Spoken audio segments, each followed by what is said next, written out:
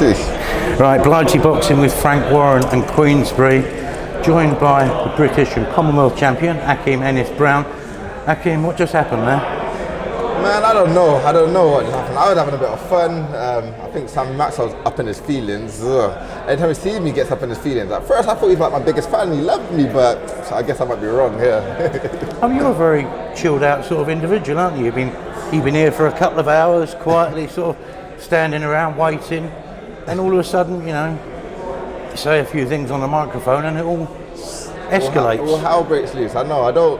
I think he's been. I don't know, he must be stuck in his head or something. He must be like, he must wake up and think about me or something, because I just want to have a general conversation with him, but somehow that went out the window, so it is what it is. It's all a bit of a circus though, isn't it? It's just all a bit of fun and games at the end of the day, isn't it? And that's the thing, that's what I love about this game, because it is fun and games, you know what I mean? And some people take it too personally, and I feel like you should never take a job too personally, you should never take nothing too personally, you know what I mean? You should take it all as a pinch of salt, and life will be easy that way, and that's how I look at things. I mean, if it makes a few more people tune in for that particular fight, job done, isn't it? I guess so in a way, but for me, it's not all about just people tuning in.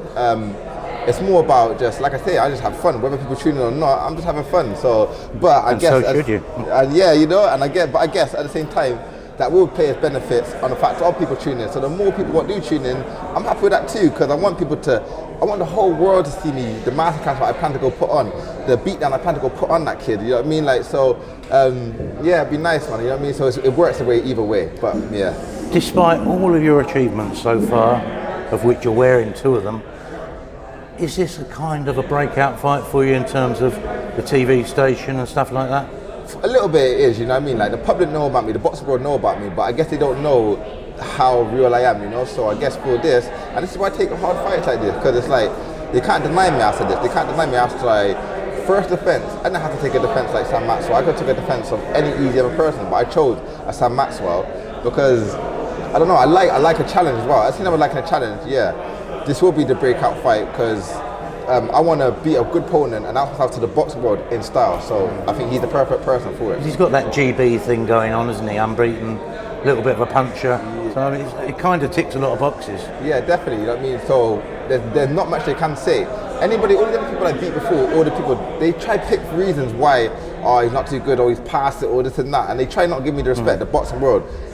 As I do the same thing to him, what can they say, you know? They have to give me my due. They maybe still might not, you know? They always find a way not to, but I'd have to go beat someone else up again and then someone take it. I think it's an ongoing process, actually. I don't think you're ever really going to crack that one, are you? That's the thing, that's what I'm learning, man. But I think as long as I'm proving to myself that I feel like I'm a great fighter and to my loved ones, then that's what that really matters to me, you know? How accurate is the perception of this fight, but the big banger against a sort of more fiddly, skillful, you know, sort of slightly more tricky sort of opponent? Yeah. Is that accurate or is that not fair? Or? I think it's more accurate in a way of saying, you could say the big banger against the slick, skillful, technical, great boxer. I'll go with that one, more accurate, but... You are a little bit tricky now, aren't you? I'm tricky I'm like a puzzle. They can't work me out, you know? Like I say, 14 have tried, 14 have failed. For me, it's a case of, will Sam Maxwell be successful? Hell no. Like, you can't. You're going to add to the great list, ever-growing list I've got going. But I like it. I don't know. It makes it more exciting. They're saying a big banger. Without that big banger, what would he have? You know what I mean? And I want that. I want that excitement. I like the danger zone. The people saying, "Oh, this is a hard fight. Oh, he might get knocked out." Bring it on, man. I love it, man. Do you get the feeling this is one of these fights that could be one extreme or the other? It could be really sort of picky and technical, or it could be a firefight. It's not going to be much in between. Yeah, I think it's going to be a firefight. I think it's going to be a great action-packed fight, to be honest. That's honestly it.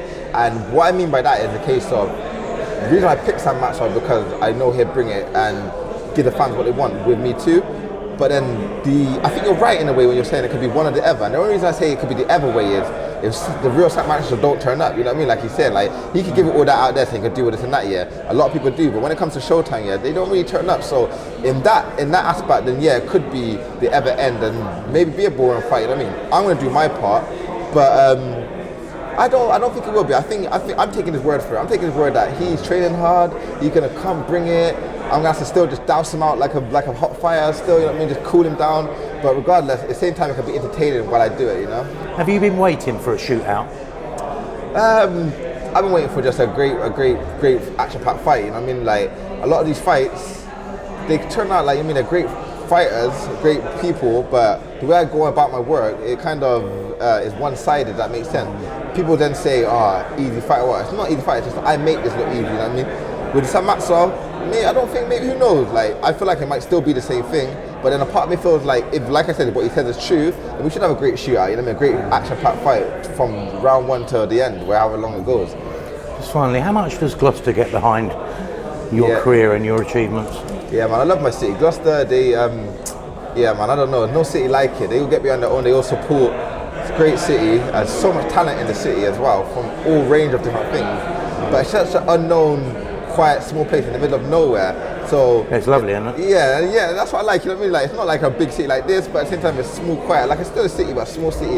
So it's nice to be able to be the champion, the one flying the flag for that city, and they all get behind me. From my start of my career, you know what I mean, I said I'm going to step out and do what I'm going to do. They all got behind me and they said, do your best, you know what I mean, and all to now we're going strong, they still got behind me. And my plan is, like I said, I brought the British, the Commonwealth back. Now my next plan is to go bring a world title back, you know what I mean, that's the plan. So hopefully I'm going to be Gloucester's first world champion. Are they going to come and help you out on the 28th?